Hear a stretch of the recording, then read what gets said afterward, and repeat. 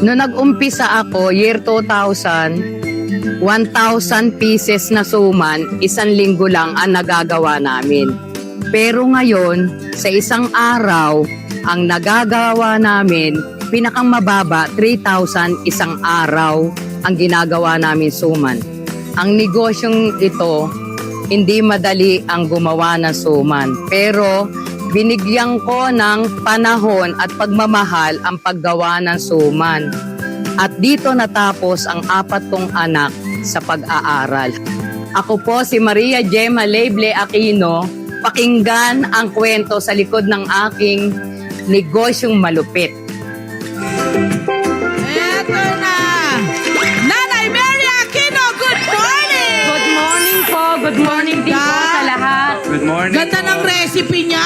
Umabot na ng ilang napakaraming taon. Napakarami. Ang daming output. Ang daming output kada araw na, hindi ba?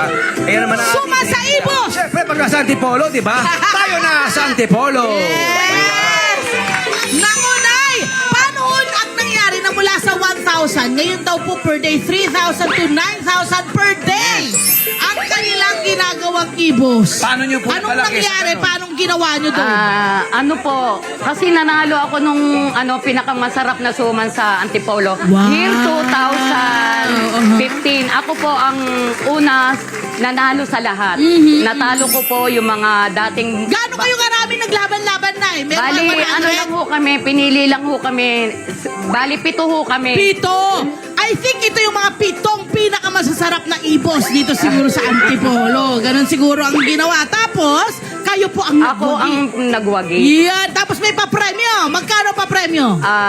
Dati po kasi meron kaming samahan sa munisipyo, kooperatiba. Eh ngayon, nawala na po yun. Ako po ang nanalo sa 7 iyon. May papremyo? Yes po. Magkano? 5,000 po. 5,000. So yun ang pinandagdag mo pang negosyo. Hindi naman po. Okay. Inano ko Pero po yun. sabi nyo nga ho, nagsimula kayo sa 1,000 ang paggawa nyo kada Oo. araw.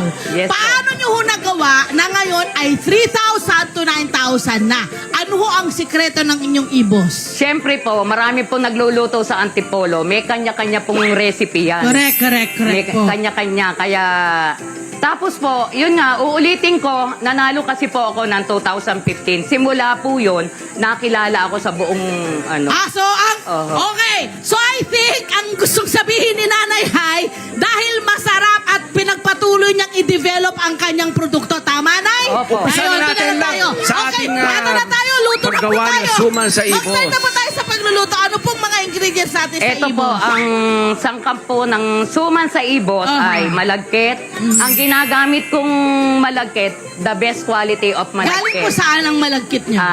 Ano po? Galing po sa ibang bansa. Kasi maraming klase po ang malagkit. Ito pong ginagamit ko, yung pinakang mahal. Kasi yung pinakang best quality Wala, na malagkit. wala ho tayong kagaya walang niyan halo. dito. Oho. Ay, talaga? Ay, Galing po nakakasad sa ibang naman. Vietnam. Galing po. Hoy, Kaya itong Pilipino, ginagamit ko. gising-gising. Okay, Oo. tapos ang po? ginagamit ko po kasi malagkit, yung pinakang mahal, walang halong bigas kasi po. Okay. Maraming klase po kasi ang malagkit. Oo. Ang sangkap po ng suman sa ibos, malagkit, asin, at gata po. Yun, Ganito okay. po ang paggawa. Ang una po, iluluto po yung gata. Kakanggataya, unang piga. Oo. walang halo yung- yan. Opo. Tapos, pag Konti naluto lang, na po yan, Ano nilagay muna? patayin ko muna. Ayan, ganyan. Ito po, huhugasan mabuti yung malagkit, mga 3 times, and then ilalagay po sa sako na malinis at patutuluin. Pag nakatulo na po yun, ilalagay sa palanggana at lalagyan po ng asin. Okay. Tapos po, hahaluin niya na maayos. Okay. Tapos lalagyan po ng lutong gata na po. Okay. Ganito. Ayan. Nagbubuo yung gata, ah. Oho. Pag naluto pala, ah. Oo, ganyan, ma'am. Okay. Kailangan halo mabuti para pare-pareho ang timpla niya at Okay. lasa pag naluto na po. Ano pala to? Kailangan may TLC pala to, my friend. TLC. Tapos ganito po ang paglagay pwede, sa pwede. Dapat kampel. tender loving care. Alam nyo ba na ibos, tinawag na ibos nga raw ito dahil ito ang tawag nga sa lalagyan o dahon na palm o buri leaves. Buri pala, no? Buli po. Ito ay hango sa wikang Ilonggo na ibus. Yun yun. Ganito po ang Akala paggawa. ko Akala ko ito yung mga yung mga dahon ng mga nyog. Hindi pala, no? May special. Ibos sa itsura. May special Oo. palang palm na Yan. to, no? Oo, Okay, buri. ma'am. Pero ito nga ang inyong gawa, umaabot na sa ibang bansa. Na? Yes po. Opo. Sana po nakakarating, Nay. 39 countries sa Amerika. Wow! 39 countries. 39 countries. Okay. Aha. Kasama na ang 39 countries, Amerika. Kasama ang Amerika. Okay, okay. Tapos po, pag naganyan nyo na, paano nyo pong gagawin? Ano ho isusunod Ganito nyo? po, ganito. Ilalagay sa kampil. Kampil na po ang tawag Yes, nito. correct. Kampil. Ang buli po yung pinakambuli yun. Pag nagawa ng ganito, yung dahon ng buli, eto na po ang tawag dito, kampil. Kampil, O, okay. Ganito po, tapos tatalian po. Ayan, ako, may mga technique pala yan. Oo, ganito, Nay? ma'am. Ayan, sige po. Tapos po, Nay. Ganito. Ito, ma'am, isinusubo talaga para mabilis. Para may oh. support. Oo, ganyan po, ma'am. Ganito. Ganito po ang paggawa. Ayan. Ganyan, ma'am. Saka puputulin. Tapos, ito po pamputol. Ay, Ganyan. wow! Sarili nyong gawayan, ma'am. Opo. Galing. Ito po yung pinakang baba ng buli. Okay. At Ganito. tapos, Ito na po yung Ang ganda, no? finished Para sa product ng suman sa ibos. yes. Tapos po, napaka-artistic. ilalagay na po to dito. Ganyan.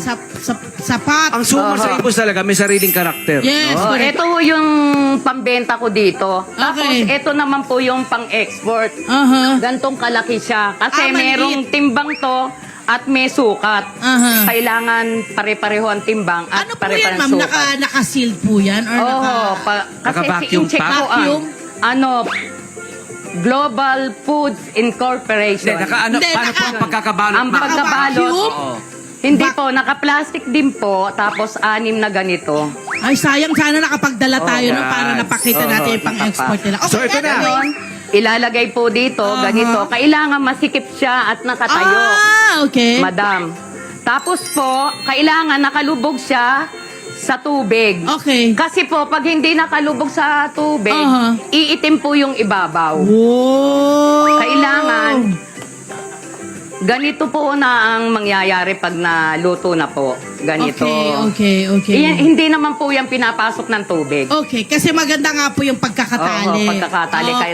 Kailangan maayos ano ang po. inalagay yung tubig lang? Tubig lang po sa Ang gripo. pagpapakulo. Oo. Yun. Ba't minsan parang may mga suman ako na parang may lasang luya? Opo, may Meron, luya nga po. meron. Kasi ganito nga po There you yung... go. Ganito nga po ang kulay niya. Oo. Pagka last 15 minutes, lalagyan na po ng luya. There you go. Kaya pala. So, ito na siya. Ganito na po ang kanilang finished product niyan. Ito raw ho, binibenta po ninyo. Halika ito, ma'am. Ibinibenta po ninyo sa inyong tindahan. Ano pa po yung iba yung mga binibenta sa inyong tindahan? Marami po. Sumang kasoy. Ito po yung suman sa... Kung tawagin po dito sa amin sa Antipolo, suman sa lihiya. Ano kaya po? Sumang yapos. Ang cute suman. Magkano po na ang bawat isa nito? Ito pong suman namin sa pangbenta sa bahay.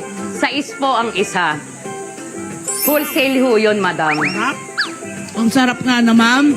Wala ka namang halong kanin. Oo. Talagang Iba. purong-purong Iba talaga. ano. Saka sa itsura para nung malagkit, iba na eh. Alam mong primera klase. Yeah, alam mo, tinan mo naman yung tsura niya. Mapipintog yan, no? Kitang-kita naman talaga yan. Mapipintog siya. Maraming salamat, Mami Mary. Salamat po at na-share niyo po ang inyong recipe at napaka-generous niyo po sa inyong pag-share ng Yeah. recipe. Sana po Nakapili lalong niya. maging successful ang inyong negosyo. Oo, world class, hindi ba? Ang ating humble na suman sa ibos. Hello po mga Kanet 25! Si Kuya Tony Pet po ito mula sa Love, Tony Pet and Everything. For more Love, Tony Pet and Everything updates, just click on our subscribe button and follow us on our Net25 social media pages at Net25 TV and at Net25 Entertainment Facebook. Magkita-kita po tayo!